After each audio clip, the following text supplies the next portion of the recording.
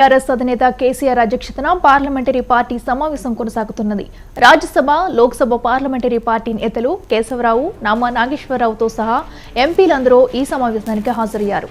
ఈ సమావేశంలో BRS working president KTR, మాజీ మంత్రి హరీష్ రావు పాల్గొన్నారు. పార్లమెంటు బడ్జెట్ సమావేశాలలో అనుసరించాల్సిన వ్యూహాలపై సుదీర్ఘంగా చర్చిస్తున్నారు. ప్రతి అంశాన్ని క్షుణ్ణంగా పరిశీలించి తెలంగాణకు కేంద్రం నుంచి రావాల్సిన నిధుల విభజన అంశాలపై సైతం మాట్లాడాలని ఎంపీలకు దిశానిర్దేశం చేస్తున్నట్లు సమాచారం.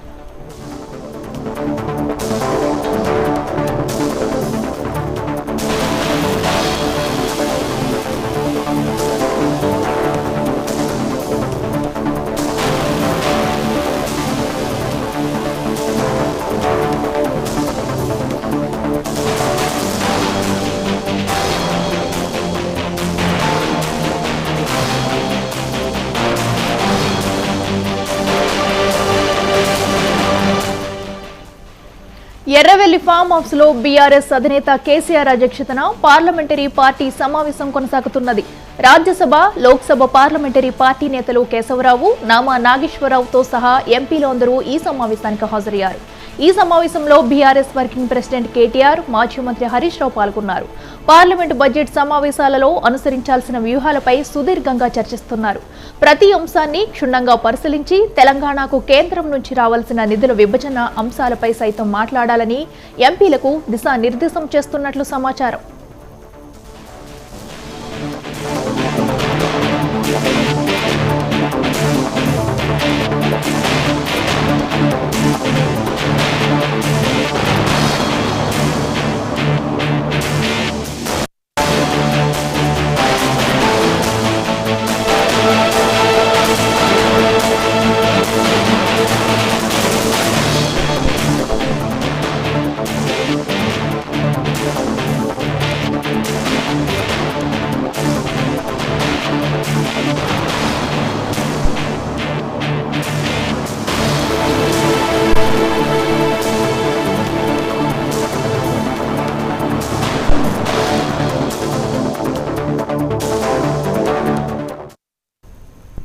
ఎర్రవెల్లి ఫామ్ హౌస్ లో బీఆర్ఎస్ అధినేత కేసీఆర్ అధ్యక్షతన పార్లమెంటరీ పార్టీ సమావేశం కొనసాగుతున్నది. ఇదే అంశానికి సంబంధించి మరింత సమాచారం మా ప్రతినిధి రమేష్ అందిస్తారు.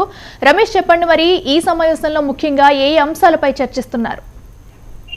రైట్ అఖిల, ఈ రోజు ఎర్రవెల్లిలోని ఫామ్ హౌస్ లో కేసీఆర్ అంటే గులాబీ బాస్ కేసీఆర్ అధ్యక్షతన ఎంపీలతో పార్లమెంటరీ సమావేశం కొనసాగుతోంది. అయితే ముఖ్యంగా రాబోయే ఎన్నికల్లో అనుసరించాల్సిన వ్యూహాలపై చర్చిస్తున్నట్లుగా ఎంపీలతో తెలుస్తా ఉంది మనకు. అంటే ఏ విధంగా మనం ముందుకెళ్తే మళ్ళీ గెలుస్తాము, మళ్ళీ ఎట్టి పరిస్థితుల్లోనూ ఉన్న 9ని ఎప్పుడైతే ప్రజెంట్ 9 ఎంపీలు ఉన్నారు, ఈ 9 ఎంపీలను ఎట్లా కాపాడుకోవాలి, అవసరమైతే పెంచుకోవాలి తప్పితే తగ్గకుండా చూసుకోవాల్సిన అవసరం ఉందని చెప్పి కూడా ఎంపీలకు సూచిస్తున్నట్లుగా మనకు సమాచారం అయితే ఉంది. అయితే కార్యకర్తలు పార్టీ ఓడిపోయిన తర్వాత అసెంబ్లీలో కార్యకర్తలు నిరాశలో ఉన్నారు. ఆ నిరాశను ఖచ్చితంగా తీసేయాల్సిన అవసరం ఉంది. కార్యకర్తలను ఉత్తేజపరచాలి.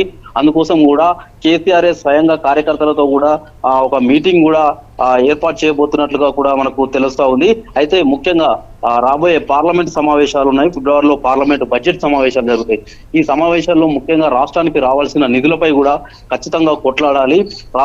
అయితే గతంలో అంటే విభజన సమయంలో ఇచ్చిన హామీలు ఏవైతే ఉన్నాయో, అటు రైల్వే కోచ్ ఫ్యాక్టరీ కావచ్చు, కాజీపేటలో ఇటు బయ్యారం ఉక్కు ఫ్యాక్టరీ కావచ్చు, ITIR పార్క్ కావచ్చు, ఇట్లాంటి వాటిని ఖచ్చితంగా మనం కొట్లాడాలి. ఎందుకంటే ప్రజలు మనల్ని ఈసారి నమ్మాలంటే ఖచ్చితంగా అటు బీజేపీతో ఖచ్చితంగా పార్లమెంట్ లో పోరాడి తీరాల్సిన అవసరం ఉంది. రాష్ట్రానికి రావాల్సిన నిధులపై కూడా ఖచ్చితంగా ఇవ్వాల్సిందేనని పట్టుబట్టాలని చెప్పి కూడా ఎంపీలకు సూచిస్తున్నట్లుగా తెలుస్తా ఉంది. ఎందుకంటే కాంగ్రెస్ పదే ప్రచారం చేస్తా ఉంది బీజేపీ బీఆర్ఎస్ రెండు ఒకటే, బీజేపీకి బి టీం బీఆర్ఎస్ గా ఉంది అని చెప్పి పదే ప్రచారం చేస్తుండడం ప్రజలు కూడా కొంత నమ్ముతున్నట్లుగా, అంటే టీఆర్ఎస్ నాయకులు అదే బీఆర్ఎస్ నాయకులు భావిస్తున్నట్లుగా సమాచారం అయితే కేసీఆర్ కు అందింది. దీన్ని తిప్పికొట్టాలని చెప్పి కూడా ఎంపీలకు సూచించినట్లుగా మనకు సమాచారం ఉంది. ముఖ్యంగానైతే అటు పార్లమెంటు సమావేశాల్లో రాష్ట్రానికి సంబంధించిన అంశాలపై కావచ్చు, నెక్స్ట్ ఎన్నికల్లో ఎట్టి పరిస్థితుల్లోనూ పార్లమెంట్ సభ్యులను ఎంపీలను ఎక్కువ సంఖ్యలో గెలుచుకోవాలి అని చెప్పి సూచిస్తున్నట్లుగా మనకు తెలుస్తా ఉంది. Akhila. Right Ramesh, thank you.